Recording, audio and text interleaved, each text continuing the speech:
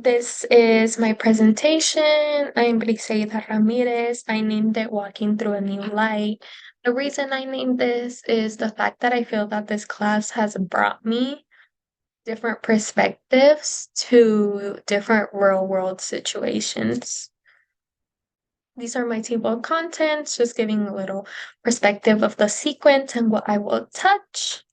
My essay 2 court case. These are a bit of the implications I will talk about. Unpaid leave, post-pregnancy implications, the respondents, and the finalizing decision. This court case was first argued in the year 1993 by the Cleveland School Board in Ohio, which required pregnant school teachers to take unpaid and mandatory leave as soon as they were considered to be what was showing their physical identifiers of pregnancy. The teachers were obligated to not return until after a 3-month period post-pregnancy or until deemed healthy by a medical provider, at times having to wait longer because of the school year have already initiated. So unfortunately, they had to wait longer due to this, which just made them go longer without a pay, which caused financial struggles to them. As well as they returned, they were made to sign documents that they would put their work before the child, which was very saddening to many of the teachers who were mothers. Jo Carol LaFleur and Ann Nelson were both teachers, part of the Cleveland School Board, who desired to continue working through their pregnancy instead of taking paid leave. But they were not granted the opportunity, both filing a suit against the school board, ultimately being in the Supreme Court, then being tried together. But initially, there was a prior court case with just Miss LaFleur, which the Cleveland School Board won. I believe it was a 4-5 ruling. So yeah, that was very close. That's why the Supreme Court decided to take on the case. The court case was finalized in June 24, 1974. The Supreme Court decided the regulations of the Cleveland School Board were unconstitutional on the basis of the 14th Amendment, which enforces equal protection rights despite identifiers like race, age, gender, and sexuality. This is the open court case. The court case 303 created the LNS, LGBTQ rights. It's a revisit to the 2008 court case, Masterpiece Cake Shop, Colorado Civil Rights Commission. The court case from 2018 entails a couple who were both of the same sex who entered a cake shop looking for a wedding cake because they were to be married. The owner denied these individuals service on the basis of his religious belief. Not content with this, the couple went to the Colorado Civil Rights Commission expressing that they felt discriminated against considering the public accommodation laws, argumenting the cake does not reflect the expression and speech of the baker. So he does not need to be stopped from expressing, but he does need to give service as his business is meant to be public. Um, like the essay 2, this court case highlights discrimination of underrepresented groups as well as gender. My essay 2, based on the Cleveland School Board of Education v. LaFleur, covers underprivileged groups, oppression from counter-opposing groups, which usually have more socioeconomic power and protection, similar to what the LGBT community is feeling unheard from the constant court cases regarding inequity based on sexuality and gender, continuing to speak on the problem, and there being a reoccurrence of similar cases that are not coming to a conclusive protection toward these affected community groups, in this case, using religion in order to justify discriminatory behavior. The court case that is being presented now in connectivity with previous discrimination court cases has to do with a Christian creative website creator named Lori Smith, who says she is not willing to give service to a same-sex couple because it interferes with freedom of speech, while Miss Aubrey Ellenis is arguing against Miss Smith on the basis of Anti-Discrimination Act of 1964, Civil Rights Acts claiming a violation of its denial of what is to be a public service. I'm gonna go ahead and show a video to give a bit more of an idea on views. that this court case has brought on. In our politics lead, the U.S. Supreme Court heard arguments earlier today over a case that pits two competing American principles against one another: free speech and freedom of religion, and the right to not be discriminated against. On one side, whether a graphic designer who holds religious views opposing same-sex marriage should be forced by the government to take customers who want her to make websites promoting same-sex weddings. And the other side, whether LGBTQ couples have a right to receive services from private businesses free of discrimination, just like a straight couple. CNN's Jessica Schneider has more on this fight. The Supreme Court now poised to decide whether certain businesses can refuse to work with same-sex couples on the basis of free speech. Granting such a license to discriminate would empower all businesses that offer what they believe to be expressive services, from architects to photographers to consultants, to refuse service to customers because of their disability, sexual orientation, religion, or race. Colorado web designer Lori Smith, who openly declares she's selective about websites she'll design, brought the case. She's asking the Supreme Court to rule that she does not have to comply with a state law that prohibits businesses from discriminating against same-sex couples. The state of Colorado is forcing me to create custom, unique artwork, expression, communicating and celebrating a different view of marriage, a view of marriage that goes against my deeply held beliefs. But the liberal-leaning justices expressed concern that if creators can choose their customers, discrimination could run rampant. Justice Ketanji Brown Jackson asking whether a mall photographer could say only white kids can sit on Santa's lap, and Justice Sonia Sotomayor asking about interracial or physically disabled couples being turned away. So it doesn't really, there is no line on race, there is no line on disability, ethnicity, none of the protected categories.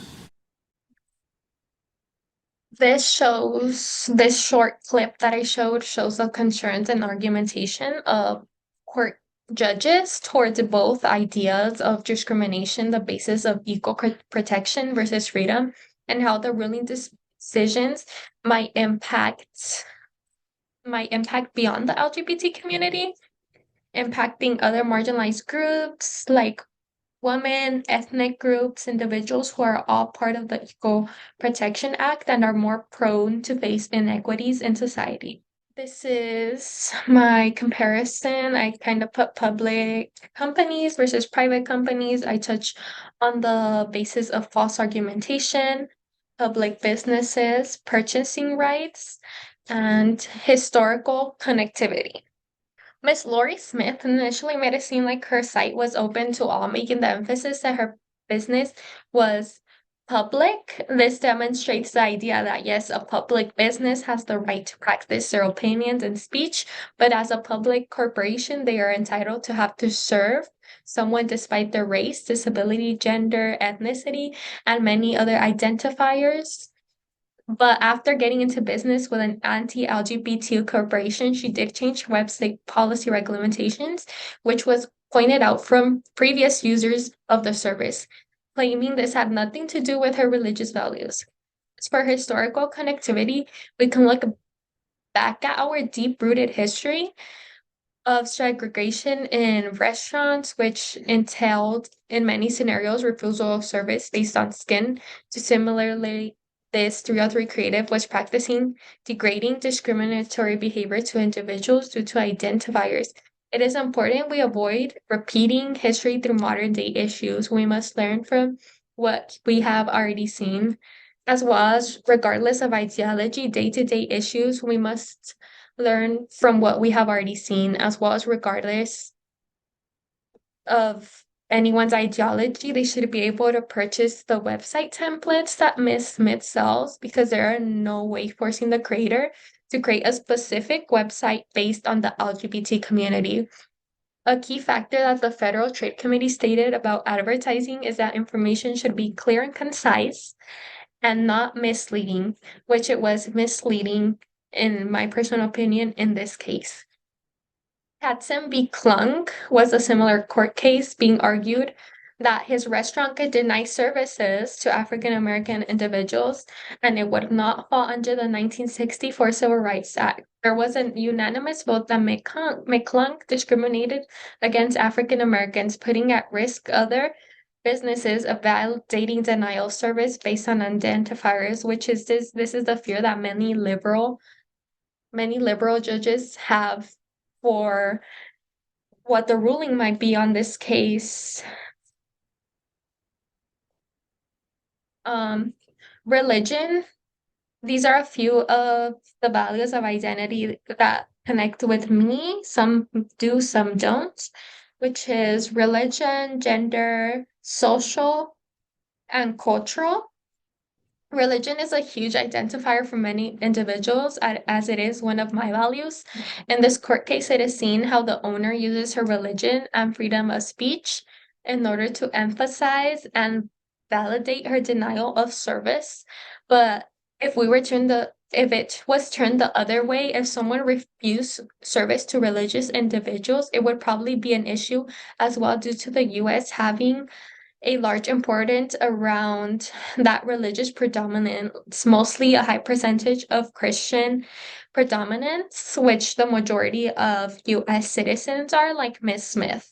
In this case, Miss Smith is showing her privilege of being a religious individual, while the new community group, which is the LGBT community, is facing discrimination, as did the religious groups in history. This analogy works to put forth the idea of putting Miss Smith and some of her thoughts on the opposing side's idea. Gender identity is valuable because it affects marginalized groups from advancing due to discrimination and holds back freedom, whether it's literal or covered, like justification, creating 303, Creative 303, choosing to use religion as a method to discriminate against this marginalized group. Religion can be positive to maintain faith in individuals, but there has been a wide and constant prevalence of prioritization of certain genders over others, some being more socially powerful than others. In this case, the heterosexual individuals have more of a high regard in the eyes of many religious community groups compared to the LGBTQ individuals. In certain scenarios, this would be seen as culturally discriminatory because many cultures, like indigenous, sometimes consider themselves non-binary, so the discrimination goes beyond gender identity, causes a cultural and socio-economic impact. Looking back at my letter to myself, my values and personal identifiers, I see the privilege I hold in regards to my court cases and new factors I need to consider when interacting with different individuals in my life, whether my ideologies clash or not with them. This is my second artifact.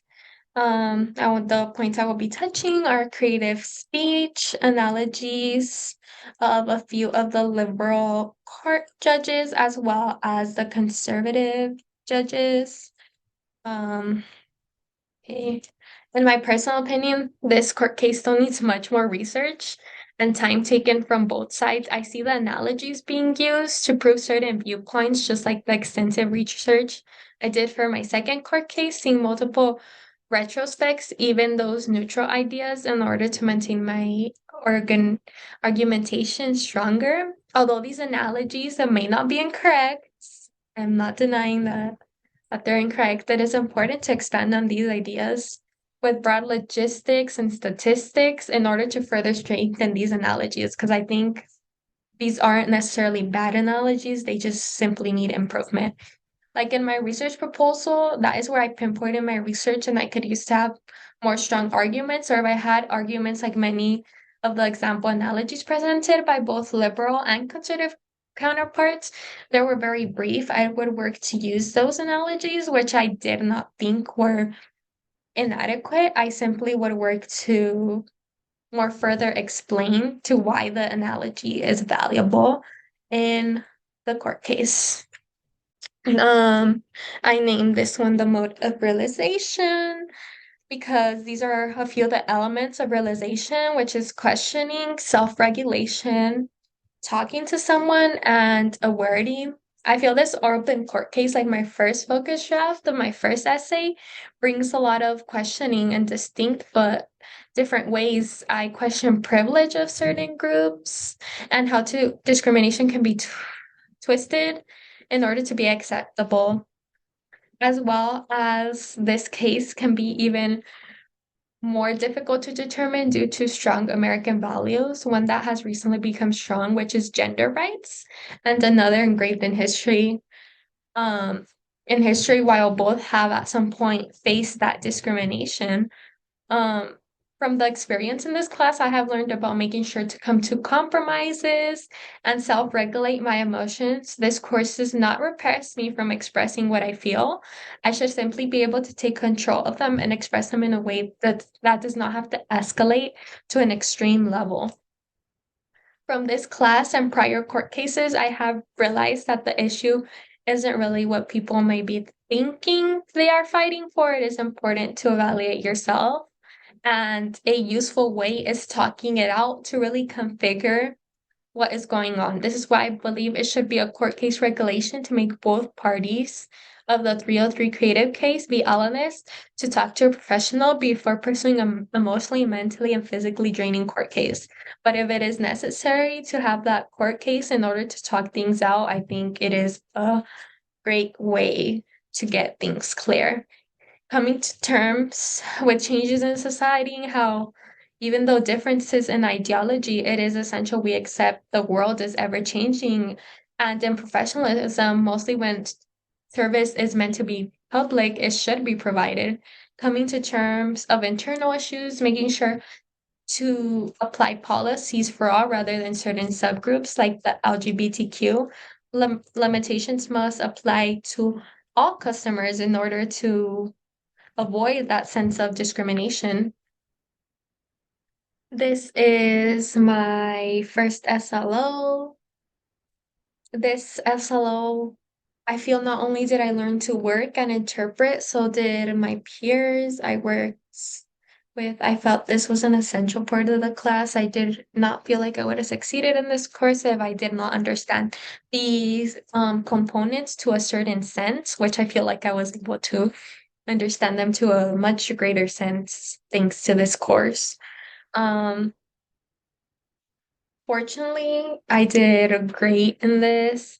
I'm proud of my new grown ability to really deconstruct different texts and visuals I was not used to working with because I was not used to working with all of these different types of text, like court cases, as well as even the movies. It was my first time that I had ever analyzed a no movie. In my previous court cases and this open court case, I was able to analyze not only what identity and value groups I fit under, but how I could put all of these components together in order to build strong thesis and argumentations, as well as how I could use my own identity to pursue change for the benefit of other groups who don't necessarily align with my struggles, but aware of my responsibility to help those affected individuals from certain events or situations they may be facing, as well as that impact of choosing to be a bystander in a situation, helping develop and go beyond what was once important to me. After viewing self-reflections like my initial letter to myself at the beginning of the course, through being more aware and required to analyze the components of audience, purpose, and rhetorical options. I truly feel this was a difficult component to me, not necessarily being able to not necessarily being able to find these sources. I feel it was getting to understand how credible sources were composed in order to strengthen what I knew and how these ideas meshed within my thoughts. But with Sylvia and peer advice, like through the workshops and the short peer reviews we had, I could find how they personally utilized this information, how to personally utilize this information, allowing me to be able to guide myself in different ways. I could turn my opinions and make them credible through the use of sources, kind of like going back to the analogy concept. Wrapping back to the court case, I feel the judges, whether conservative or not, would really benefit from this thought process, from using their prior knowledge of other court cases in order to validate the steps to be taken in continuum to these social justice issues, determining whether this could be a step forward, or back to historical events or whatnot, working to not only make an argumentation, but to have sets of proposals for the direction they hope to see this court case finalize in.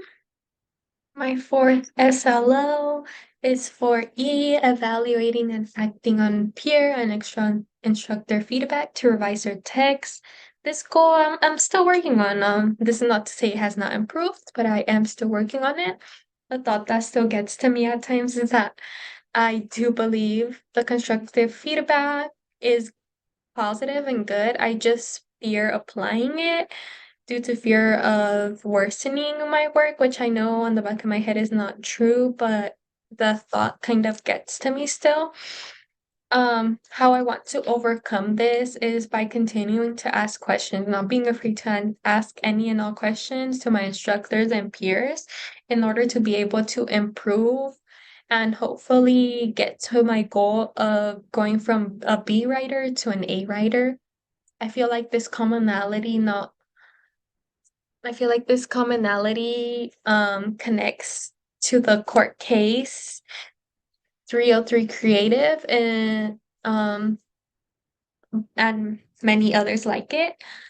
That cycle of questioning and analyzing and asking questions is so very important to coming to that verdict of a court case.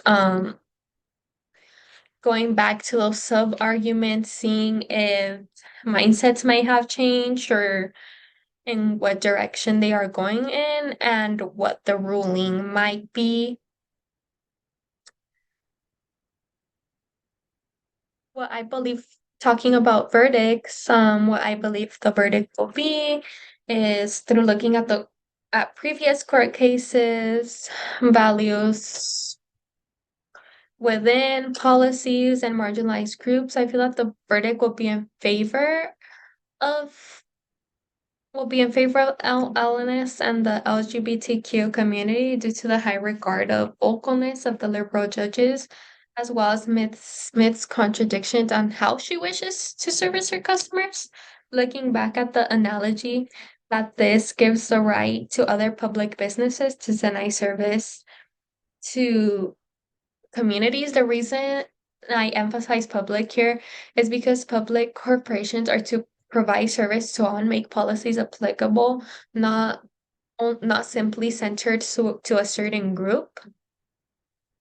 As well as a business owner should be able to express their religion, ideas, values through speech, but if policies and logistics state to being open to serve all with no limitations at the time of customer asking for service, the owner should follow their own policies. I say this because prior to the court case, Ms. Smith did change her website policies, emphasizing her religious view and modifying her policies and using that argumentation to discriminate against the LGBT community. But this is not valid because the policies that should have been brought were those used at the time of the discrimination or situation occurring.